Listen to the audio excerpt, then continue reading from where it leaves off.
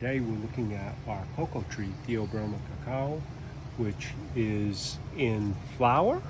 They're strange as they come off the sides of the old wood. You can see all these old knobs where the flowers come off. And then we have the young fruit that have begun to form.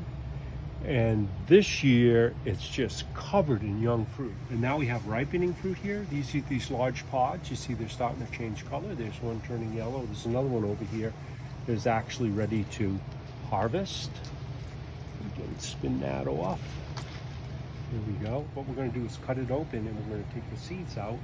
There's a pulp that you can eat on the inside, and then we're going to save them and plant them and make more cocoa trees.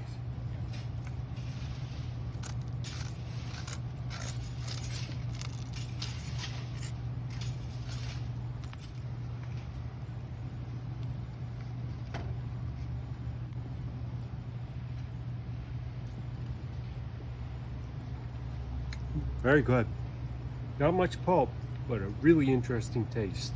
Kind of a sweet and sour at the same time. And you wish there was more pulp on it.